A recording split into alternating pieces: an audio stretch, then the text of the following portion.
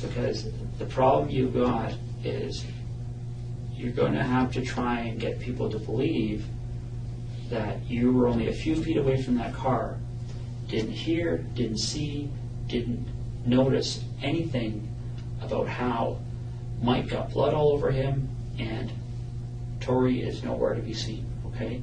And I think it goes right back to what you've said a few times. You didn't want to see it, okay? But that doesn't change the fact that you saw it, okay? The detective is Ontario Provincial Police Sergeant Jim Smyth. The woman across from him is 19-year-old Terri-Lynne McClintic. 6 weeks earlier, McClintic walked 8-year-old Victoria Stafford out of a Woodstock schoolyard by the hand and into the back seat of her boyfriend's car. First of all, I want to, everything that I've said, I haven't bullshit. I know. I know you have. Okay. When I said I turned my head a lot, and that was the biggest deal. It's I'd see bits and pieces, and that's it. When I seen Mike with Tori on his lap, I turned my head because I didn't want to see it. I could hear her calling my name. In the next hour, McClintic will describe, blow by blow, every second of a murder she insists she could not bring herself to watch, including the moment Tori called out the only name McClintic's family used for her. I turned, I looked around, I looked out of the field, and I looked back. Like I said, I could hear Tori, her voice going, she went from her just saying T, and I'm make him stop, Sorry.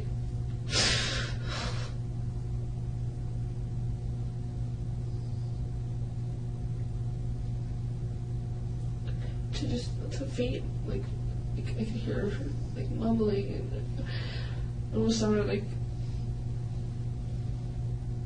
when you breathe underwater, the bubbly. It sounded like I could hear that. And then when I turned back around, that's when Tori was on the ground.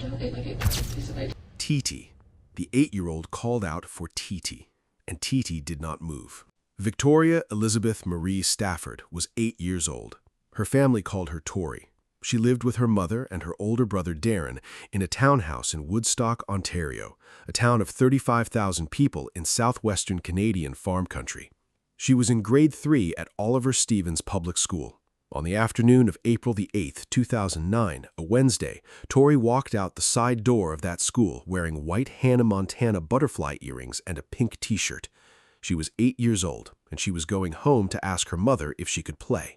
A surveillance camera mounted on the school caught what happened next. The footage shows a young woman in a white puffer jacket walking up beside Tori at the edge of the parking lot. She bends down, she speaks to her, then she takes Tori's hand and walks her, calmly, in step, like she belongs to her, around the corner and out of frame. The woman in the white jacket was Terri-Lynne McClintic. She was 18 years old. Her boyfriend, 28-year-old Michael Rafferty, was waiting 2 blocks away in a black Honda Civic. By that night, the entire Ontario Provincial Police was looking for the girl in the school photo. McClintic was arrested 10 days later. She gave a statement. She lied. She gave a second statement. She lied again. The black Honda Civic was seized, swabbed, taken apart, and Tori's body still was nowhere. By the time Sergeant Jim Smyth sits down across from McClintic, he already has the schoolyard CCTV. He has the car. He has 3 previous statements in which McClintic has already changed her story. He has the hammer, and 18 months from this conversation, this same officer will be sent to break Colonel Williams, the Air Force Base commander turned serial killer, in 9.5 hours. Smyth does this for a living. He has one job in this room: get McClintic to draw him a map to a body. He does not start with the body. He starts with the Band-Aid. You didn't want to see it, okay? But that doesn't change the fact that you saw it. Okay, and that's what you need to be truthful about. And I know it's hard to talk about. I know it's even harder to talk about than the sex part of it, okay? But you saw it, okay?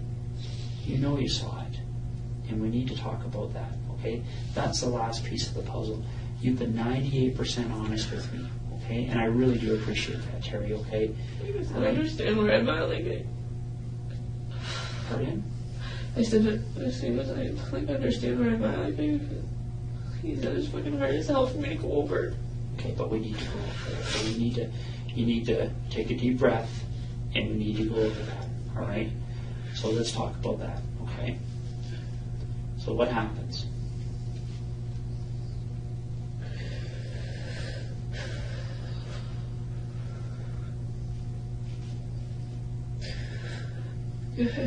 First of all, I want to... Watch the framing. Smyth has not said the words, "I think you're lying." He has said the opposite. You've been 98% honest. He has reframed the missing 2% as the band-aid she only has to pull off once.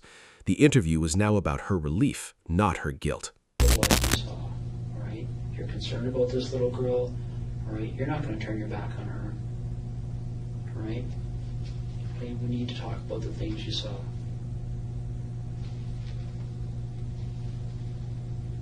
And this can come out quickly. You know what?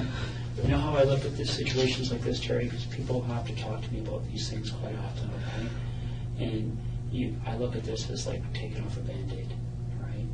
You can do it quickly and get it done, right? Or you can just keep pulling it for a little bit at a time, and that's what hurts, right? That's what you're going through right now. We need to just tear that Band-Aid off, okay?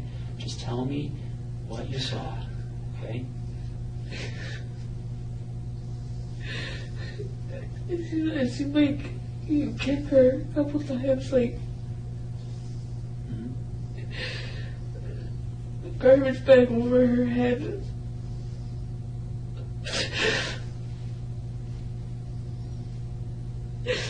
I didn't have a clear sight of Tori. Like I could see Mike before I could see anything. The last 6 words of that clip, "I love Tori like I could," are McClintic, not Smyth. She has just inserted the victim's name in the present tense in a sentence of self-defense. The Band-Aid is already coming off. After I took her to go to the washroom,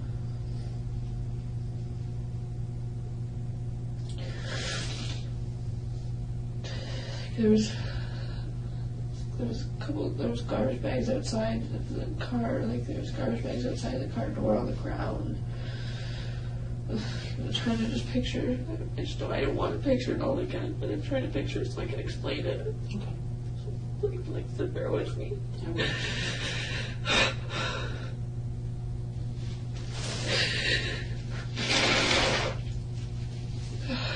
When I handed Tori back over to Mike, when I walked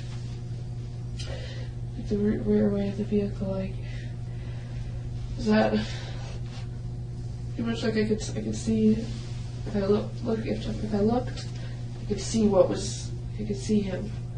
If he stepped out of the car, I could have seen him. Essentially, what it comes down to is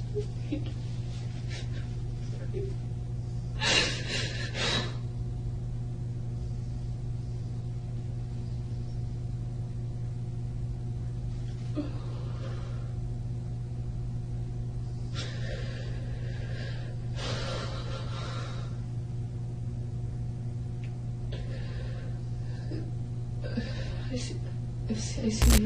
Garbage bags, on the ground, outside the car. McClintic has just introduced into the record 3 objects that nobody asked her about, and she has placed them at a crime scene she still claims she did not look at. Okay.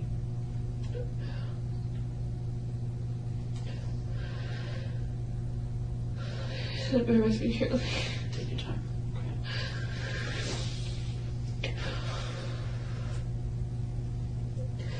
And every now and then I look back to see in all reality when I started when that whole situation we ended up in a laneway. I look back every now and then just to see if he was still with us. I could hear her, but I needed to know that she was. I knew she wasn't okay.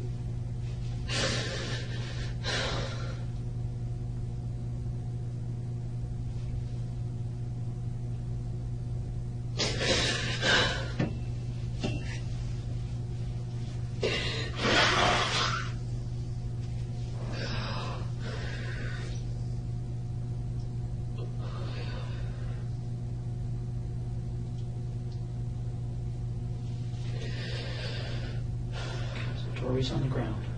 Tori on the ground. I could hear her. When I seen her on the ground, I turned my head away again. I could hear her, like, the sound of her voice, like, just grow fainter. I could hear her, like, moaning, like.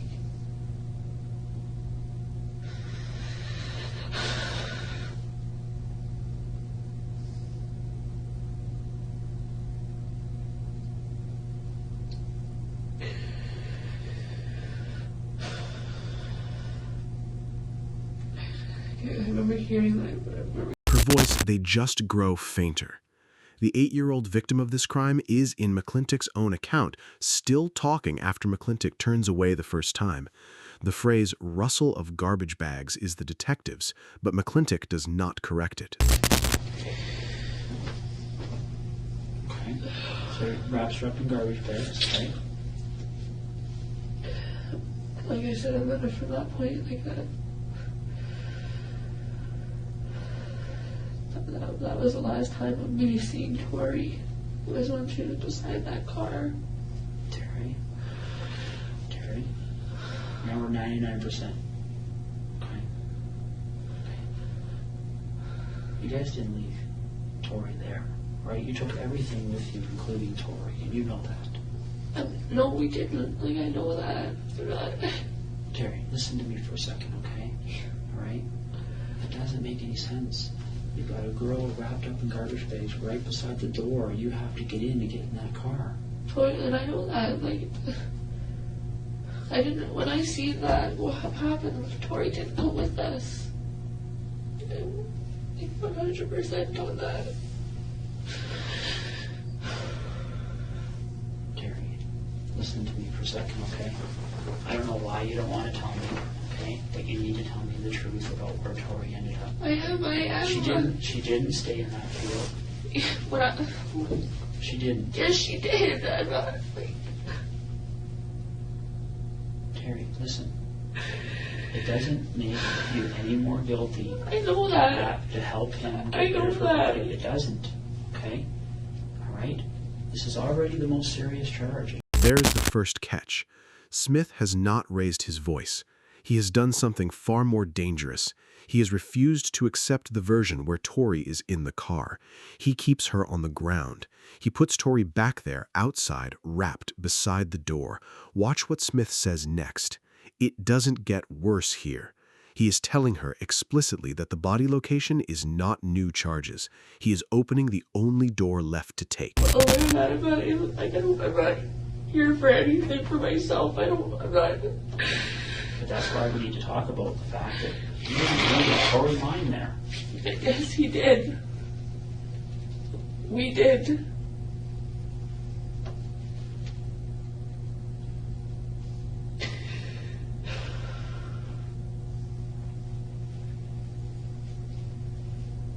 So where did all this blood come from?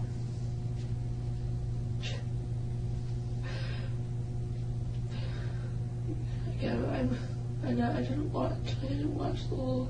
I look back time and time again. I seen him with her on his lap. With Tori on the ground. Like, When she's on the ground, how is she lying? On her back or her front? I'm pretty sure it was. I remember something. I want to say front, like for the. I'm trying to think.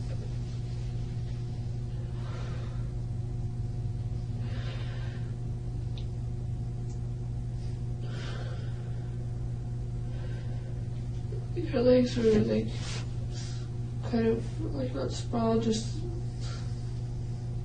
like I don't know how to describe them. Like She just changed pronouns. He did, we did, in one breath. McClintic has been the bystander for 40 pages of statement up until this clip, the girl who turned her head. The word we is the first crack. like I don't know how to describe them. Like they're just.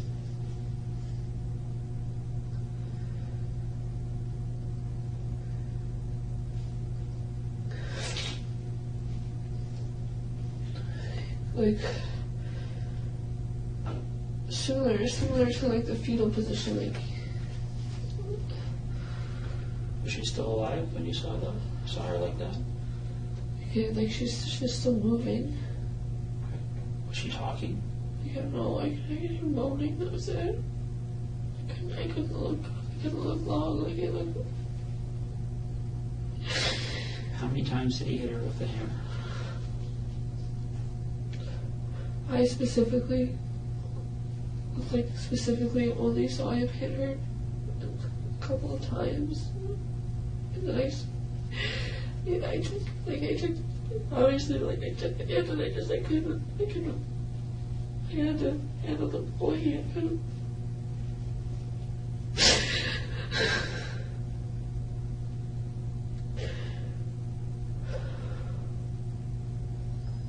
When he was hitting her, is the garbage bag just over her head, or the other garbage bag on her body? Or just over her head. So when did the other garbage bags get on her body?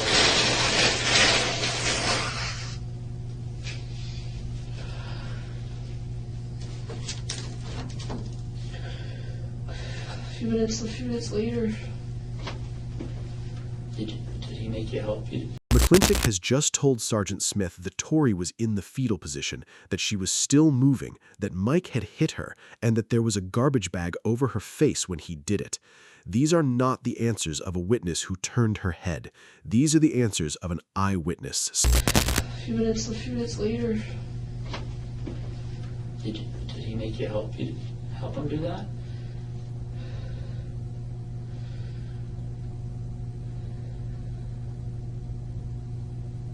Terry? Yeah. He made you help him do that, didn't he?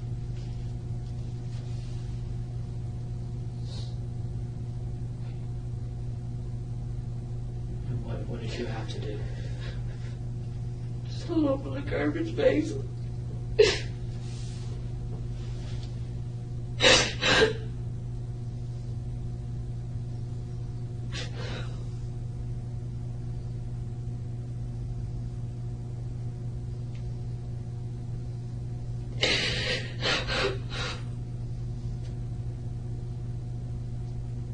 Held open the garbage bags.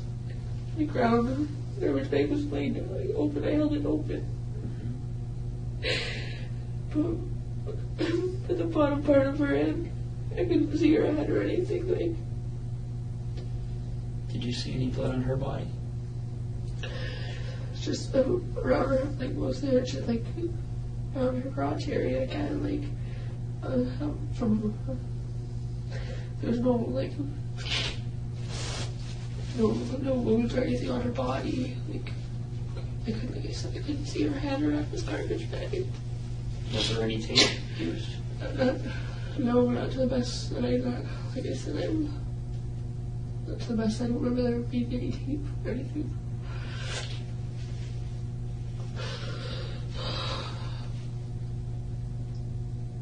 Terry, you're not. Smyth gives her the script she will plead to. Did he make you help? The verb is make. The agent is Rafferty. He is in real time offering her the version where she is also a victim in this car. Notice he asks it as a question. He does not insert it as a fact. He is letting her take it. Terry, you're not. And first of all, I want to tell you this, okay? This has been 5 days that you've held up here, okay, that you've been so brave, okay, and I appreciate that, right? I know that was hard for you to talk about, okay, but we need to put that last piece of the puzzle, okay, all right? We need to bring her home. I know that, and that's why I've been here. Like I'm not. Tori was left at that spot. Put rocks over her, like.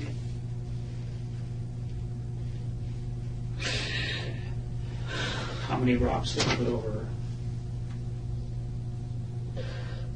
Like 3 or 4. So it's the edge of the rock pile. Like rock pile is like this edge of the rock pile, like where the front of the car is here.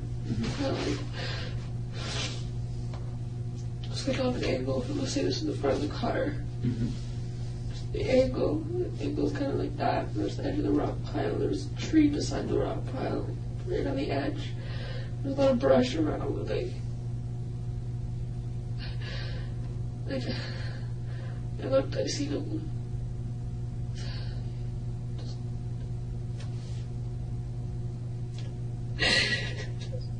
Just tossed her, like she was just a piece of garbage.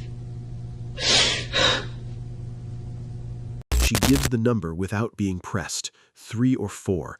Edge of the rock pile. A tree beside it. Brush. This is not the answer of someone reconstructing a story. It is the answer of someone remembering a room she was in. She was just a piece of garbage.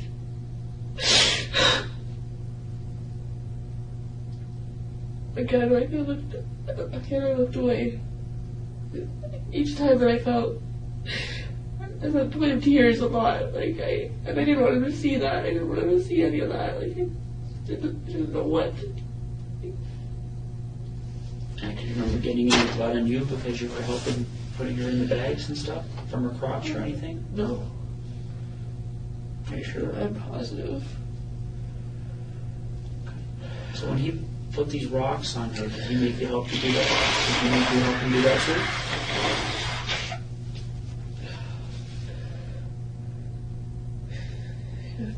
Do you remember lifting up rocks and putting them on her?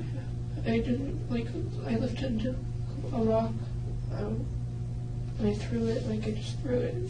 I couldn't bring myself to go very close, I guess. And how did he make you? She just told him she placed rocks on the body. Past tense, first person.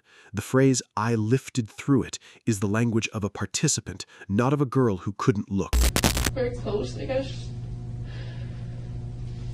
And how did he make you do these things? Like, what did he say to you?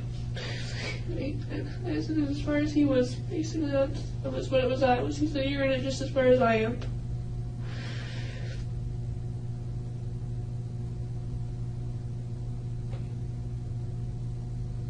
Now, when those rocks are on top of her, can you still see her? I could see a bit of a garbage bag, that was it. I couldn't see her. Yeah. Okay.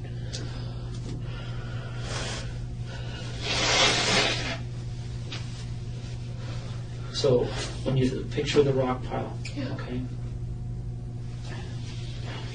Let's say this is the car, okay? And this is the rock pile, okay? Front of the car is pointing this way, right? Yeah. And the road is back here? Yeah. Okay. Smyth has reached for the photograph. He is no longer asking her to describe a scene. He is asking her to confirm the one in his hand. The interrogation has crossed into geography. Front of the car is pointing this way, right? Yeah. And the road is back here? Yeah. Okay. Okay. And you've come up this little path and you've turned this way, Yeah. behind the rock pile. Yeah. Okay.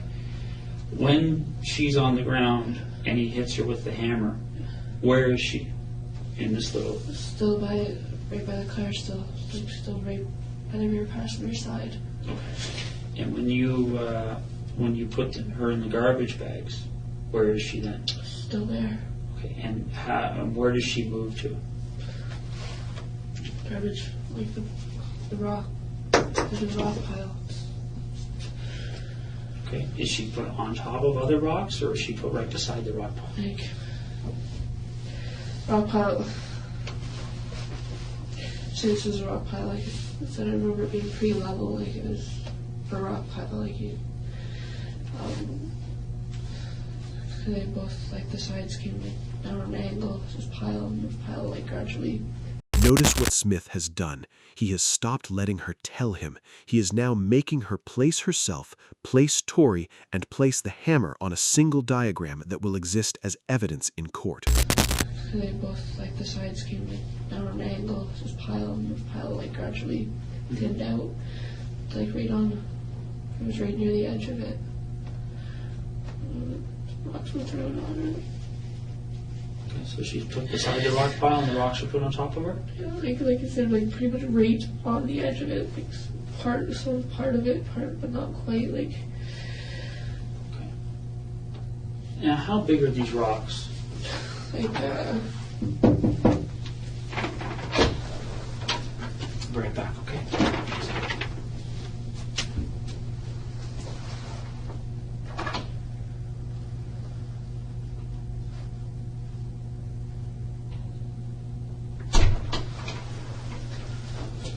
Got some paper here. We'll go over that in a few minutes. Okay?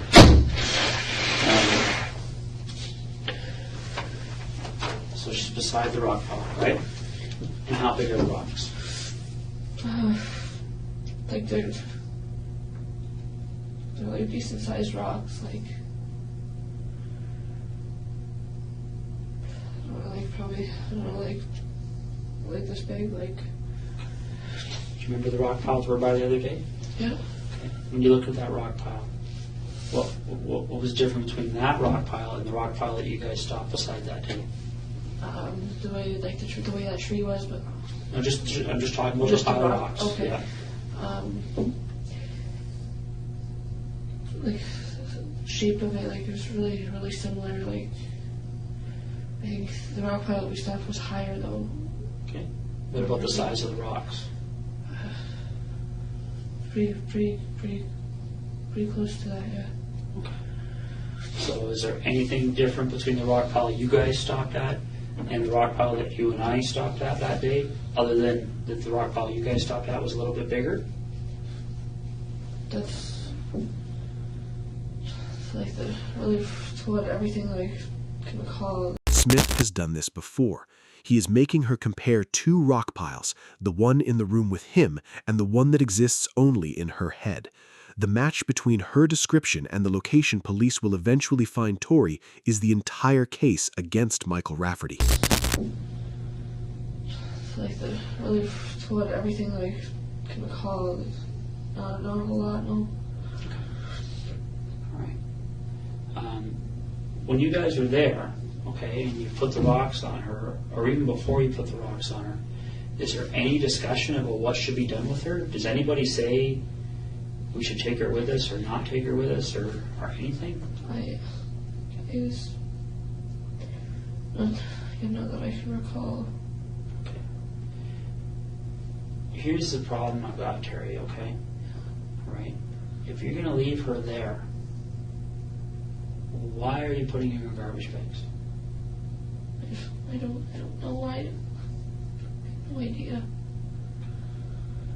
Terry, I want you to understand something, okay? You're not going to be in any more trouble. I know that. I'm well aware of that. Because you moved her body, okay? You're not. I didn't know that's what I'm saying. It's like, As a matter of fact, if you moved her body and you can take us there, people are going to see that you're somebody that one day. I know that. Like, I didn't. Tori was there. That was it. They kind of.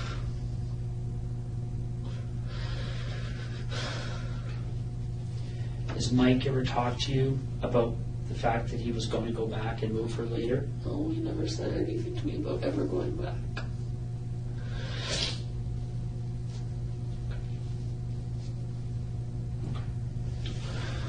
Let's do a little sketch here, okay? Hear the question. If you're going to leave her there, why are you putting her in garbage bags?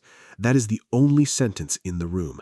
There is no version of events where you wrap a body that you intend to leave behind. Smyth has now closed every door but one. Like, You come back. I tried to walk back towards her. Like I said, I wanted to grab her, just take her away from him. I can only take a couple steps, and I felt like I walked into a brick wall. I could see him with her on his lap, her struggling, and I turned away again. I walked towards the suite. He yelled out to me to check out the house. I checked out the house. I turned away again, and I looked out at the field. I paced a lot. Like I was pacing back and forth from like here, like this area. Like I kept pacing. And So when you look back, you see her on the ground, okay? She's kind of lying on her back, but her legs are off to the side, right? Her feet are towards the back of the car. Her head's towards the front.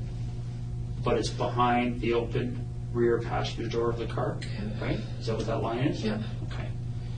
She's got a garbage bag over her head, right? Did you say that you saw Mike kick her? Yeah. Saw him? Yeah, and when I turned, he was like this. I'm trying to get into like this much detail. Pacing back and forth. That is McClintic in her own words in the time between Tori going to use the bathroom and Tori being dead on the ground. The 8-year-old was 40 feet away from her. McClintic was walking in a circle. Because yeah, I don't know, I can't stress enough. Like I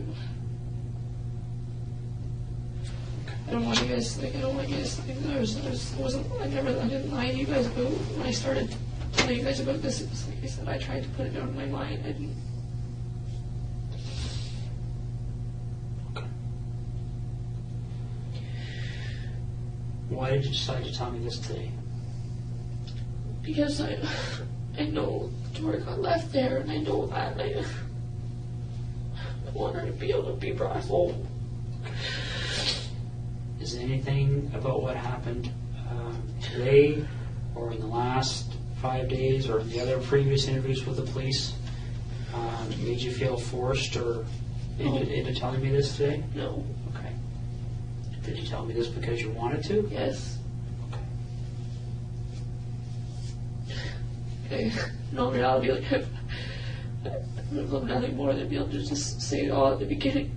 As you can imagine, like, listen, everything came in bits and pieces back. Like, I tried to push it out of my mind. I constantly, like, when I was at a custody facility, I talked to them about Mike, and I was like, yeah, he was constantly drilled in my head that he was a nice guy, you know, that when he came for a visit, staff made comments, wow, good for you, Terry. Like, it just. So on Tuesday, I want her to be able to be brought home. That is the closest McClintic comes in the entire 73 pages of statement that flow out of this room to using the word sorry. Tori, on that morning in the schoolyard, called her TT, her family's name for her, the name a small child trusts. And in this room, in this answer, the woman who held that hand is asking a police officer to bring the 8-year-old home. So on Tuesday, when you and I talked at first, you knew you were holding back, right? Right? Yeah, right. So Terry, right now, is there anything else you're holding back? Because we might as well get it done now. We got the tears going, everything's happening now. I don't want to have to put you through this again. I don't want to. I go through it. Is there anything else? When I go away and I evaluate everything that's happened today, and I start looking at it with the experts that are going to help me assess your credibility, am I going to have to come back and say, Terry, there's something that's missing here? No. No. I've thrown everything. Smyth never does have to come back. This statement, the one playing on your screen, is the one that gets read into the record at trial. It is the one that puts Michael Rafferty behind bars for the rest of his life. On July 19, 2009, 103 days after Tori was taken from that schoolyard, Ontario Provincial Police searchers walked into a wooded laneway in a rural area near Mount Forest, Ontario. Beside a rock pile, beside the tree McClintic had drawn for Sergeant Smyth, they found what was left of Victoria Stafford. The scene matched her sketch exactly. On April 30, 2010, Terri-Lynne McClintic pleaded guilty to first-degree murder, life, no parole for 25 years. On May 11, 2012, Michael Rafferty was convicted of first-degree murder, sexual assault causing bodily harm, and kidnapping, life, no parole for 25 years. The hammer was Rafferty's. The schoolyard hand belonged to McClintic. The little girl who called her TT was 8 years old. If this kind of analysis is the reason you're here, subscribing means you'll see the next one.